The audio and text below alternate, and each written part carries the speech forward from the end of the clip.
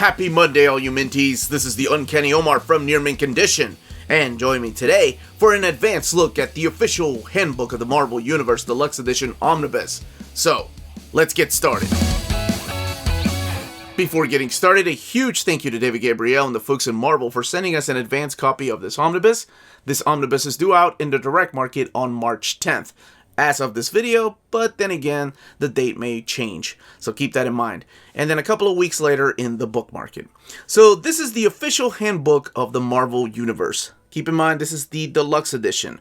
Now, I'm sure a lot of you are wondering, what's the difference between the book that came out in 2019, the official handbook of the Marvel Universe, and the deluxe edition besides the name?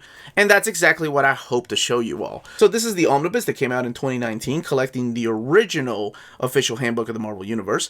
And then this is the updated version of the handbook of the Marvel Universe that came out in 1985. And I'm sure you can probably tell there's a lot more content in the updated edition than there was in the original releases. Just another example of the size. This omnibus here has 576 pages, and this one here has 1,396 pages. So almost 1,400 pages, and it's quite a lot. So why is that? Why is this one so much thicker? Why does this have more content? I mean, it was just a few years after this. Well, I'll get to that here in a second, but what I wanted to look at really quick is the book itself. So here we have the front cover, and this is the spine, and then the back. Now in the back, you can see all the connecting covers of the original issues. The retail price of this one is $150. And then it's Bigger, Better, and Beyond the Grave, because we're looking at the Book of the Dead issues as well. Now, one important thing to note is that this is the direct market cover. So the front and that spine are different than the cover here to your left, the standard edition cover. The direct market cover is drawn by Ron Frenz, and the standard edition cover is drawn by John Byrne. Like I said, even the spine is different. We have mainly Wolverine focused on the spine here, and then we have Captain America on the spine of the standard edition. So even the spines are changing at Marvel between the direct market covers and the standard edition covers. Now, let's look at this book underneath the dust jacket, and here's what under the dust jacket looks like. This is a really cool collage of black and white just frames from the actual comic books. You have Wolverine here from John Byrne. Actually, here's another Wolverine. We've got Rocket Raccoon down there. It's Mike Mignola, kid named Nova, Walter Simonson's store here. You've got the Hulk, Vulture fighting Spider-Man, and then Captain America fighting the super adaptoid Silver Surfer. So this is pretty cool. I really like this. I like the fact that it's black and white. It makes it look more epic. Now, let's take a look inside of the book. Right, so let's go ahead and get in here. Got some black bookend pages. The official handbook of the Marvel Universe Deluxe Edition with those covers there. And then, of course, the writers. And a very important writer to this, Mark Gruenwald, because that was his original idea to do the handbook of the Marvel Universe. So he comes back to this, and in this version, I'll tell you why it's thicker, but let's look at the characters first. Now, the first 15 issues are the characters in alphabetical order that were still alive during the making of this particular book, so back in 85 and 86. The next 4 issues, issues 16 through 20, are known as the Book of the Dead, so characters that have died. However, since this is in alphabetical order, as far as the characters, where you can find them, this is really cool. So they tell you who's deceased, right? So it might be a spoiler for some people, but then again, some of these characters are already back. So, for example, you have Kangaroo. You have to go to page 1180 to find him, and then everyone else is still alive in the case. So that's really cool that they did that somebody went through the trouble of doing that. There's also the appendix of alien races that are collected in the 15th issue, I think. So why is this so big? Here's a spread. There are some spreads, and they're mainly the covers. The reason it's so big was because in the first original edition, the writer and artist were only limited to 1 page per character. In here, they take as much as they want. Look, we even have an entry for Adamantium. Yeah, AIM, Aguila. So, of course, this is the A. This is where we're starting in alphabetical order. The deceased A characters are all the way in the back pages. So, that's the biggest difference. That's why this book is so thick. Now, you have characters like American Eagle. He still gets a page. But then you have bigger characters like the character of Angel, Warren Worthington III, and he gets 2 pages. Now keep in mind, this is 1985, before Louise Simonson did something to the character that changed him in the Fall of the Mutants story arc. Here's Annihilus, and so on. We also, this is really cool, but, okay, there's Arnim Zola, but you also get places in here too, like locations. And then the people that live in those locations with the maps. Sometimes you get like the Avengers Mansion, and actually, let's look at that. But see, like, this is all the Asgardians that aren't that don't have their own entry. Very cool. I love that about this. This is the one that I remember the most because this is the one that we would bring the issues into the schoolyard. And that's how you settled fights back then.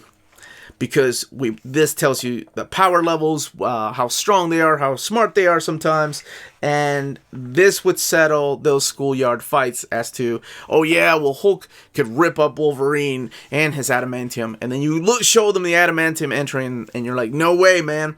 So this is also really cool. They go in chronological order by the founding members of the teams. So you have the Avengers, and then later on who joined, when they joined, until it catches up to 1985. The last person to join was Hank Pym.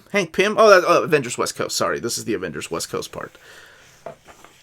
We have the Avengers compound, the mansion, the breakdown of the floors. Oh, this is really freaking cool. This is like a Marvel fanboy's dream come true. And the fact that it's expanded, because you didn't really see these things in the first volume, that's what this is about.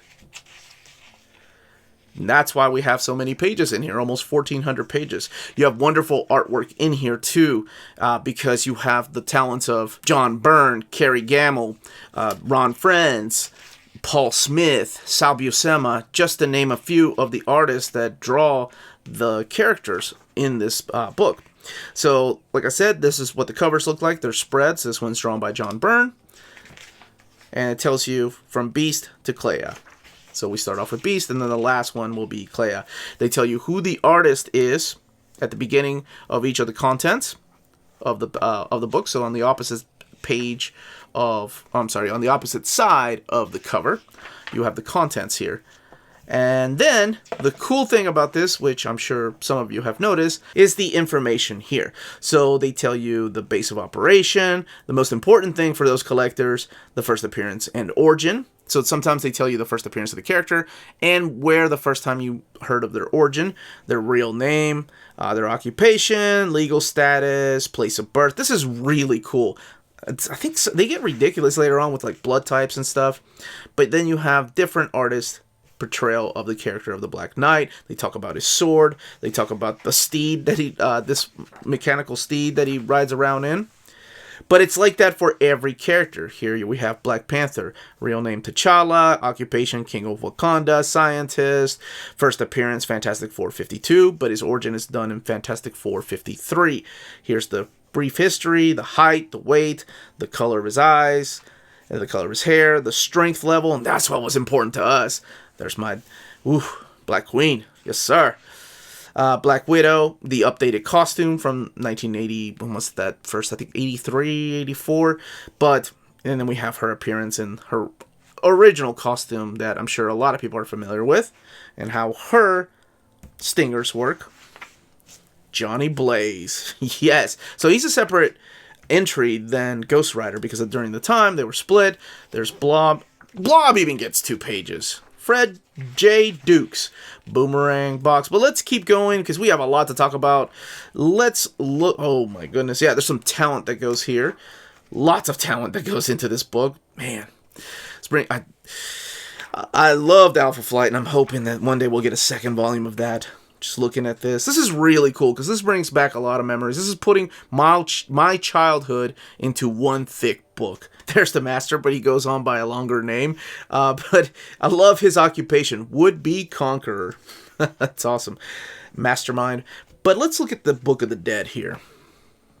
Oh, that's an Arthur Adams picture of Spiral, because he drew her in the pages of Longshot. Okay. But before we get to the Book of the Dead, here is the last issue, issue 15. We go from Wonder Man to Zaz, plus you have the Alien Races appendix, which I want to show. So these are the different aliens back here that you may or may not be familiar with from the pages of X-Men, Avengers, Fantastic Four for sure, Guardians of the Galaxy. But this explains where the aliens were first mentioned and where you can find them in what sector of the galaxy. So here we are with issue number 16, The Book of the Dead. And I'm sure you're going to be looking at this going, wait a minute, this character is alive. Well, some of them are inactive, and then some of them are dead during this time. So this is really cool because, like, for example, we'll use Baron Blood. So Baron Blood first appeared in Invaders number 7. And then they tell you his final appearance in Captain America 254, the origins, and then his history, and how he ended up dying. Yeah, some of them get 2 pages, some of them get 3 or 4 pages. But this was current during 1985-86. So yes, to a lot of us, these characters were dead, and honestly, some of them are still dead. Some of them, I think, are just long forgotten characters, and then some of them are back around in the land of the living. So something important to keep in mind is that, yes, this does take place in 1985 and 1986, so of course the data is a little bit outdated. So why would you buy this? Because it brings back memories of having this. And this is long before we had something called Wikipedia that you can go and easily look up Magma. And by the way, this is official. That's why it says it's official. Wikipedia can be entered by anybody, especially if a guy has a YouTube channel and trying to prove himself right. He just puts an entry in and says, see? Avengers The Crossing is a great omnibus. Anyway. Back to my point. But this was officially done by the editorial at Marvel. This was done by Mark Grunwald and a couple of other writers. All these entries. So this was it. There was no higher word as far as like who was more powerful than this. So let's look at the extras here in the back, because I could talk about this stuff all day long. Okay, so here's a sampling of the enormous population of the Marvel Universe, courtesy of John Byrne and Joe Rubinstein. And then you have articles, excerpts from different issues of Marvel Age. And I'm so glad they added this. This was done through Marvel Age 45. This isn't in the official handbook of the Marvel Universe. Man, I'm so glad they did this. So here are all the covers connecting. This is issues 1 through 12. And then, of course, issues 13 through 20 here. Even the Book of the Dead covers connect. Very nice. The official handbook of the Marvel Universe. These are the reprints of the trade paperbacks. So that's what you saw on the spine of the standard edition right there. And I think these came out in the 90s, because I remembered I used to have a beat-up copy of a couple of these, because it was impossible to find the Book of the Dead issues. There's the Wolverine on the spine of this one. Because the Book of the Dead, like the issues 18 and 19... Man, maybe 20. I didn't have those, so I had to get the trade paperback of those. They've been released before in essential editions. So these are the black and white reprints. Unedited art for the official handbook of the Marvel Universe, Volume 3. Unedited. Note the changes made to Hulk, Iceman, and the rightmost Iron Man for the final cover. Let's see that. Okay, so there is the original. And this is the final version. So yes, I see the difference in Iceman. See the difference in Hulk. And then not Titanium Iron Man, but yeah, the Iron Man is in different poses. I'm so sad that this is the only original art that we have in the book, but you have Paul Smith, Sal Buscema, and George Perez. Now, the important thing with a book that is this big, Arthur Adams, 1,400 pages, is the binding. There's your eye. So it's significantly big. Could it be bigger? Yeah, sure. But let's not get ridiculous, because I think, honestly, the book is fine. Man, that completely eyed that. I didn't know that was going to be a spread. You're going to have minimal gutter loss, of course. But for a book that's almost 1,400 pages, you kind of expect that. But the good thing about these books is that there's only going to be about 30 pictures that are just spreads like this, 2-page spreads. So, I mean, while it's minimal, it's not abysmal. Here's another example from the middle, and then we'll look at the front and the back. And the more you open your book, the more you're going to break that spine in. This is all I've done is just properly open up this omnibus. So the more I read it and the more I go through it, the more and more that spine is going to flex. So let's look at the front. Keep in mind, again, almost 1,400 pages. And here's the gutter loss from the very first issue. So we're about 10 pages into the omnibus. So what we're missing here is just, Ant-Man's little hand pointing. Not very much. Honestly, this is pretty good. I've seen a lot worse out of like 750-page omnis. The book, as far as the board itself, is sometimes it lays flat, sometimes it doesn't, but that's normal. That's not a bad thing. Let's look on... Man, I'm getting good at turning on these pages, but I wanted to show a spread towards the very end. Okay, so let's look at the connecting covers. This is one of the final spreads in the book towards the very, very end, and it's still, like I said, very minimal gutter loss. And yes, it is kind of hard to tell because the pictures are so small, so I don't think it's going to bother anybody. Literally, I don't think I have the worst eyesight, and I'm having trouble just seeing the pictures because they're so small. And there's a lot going on, too.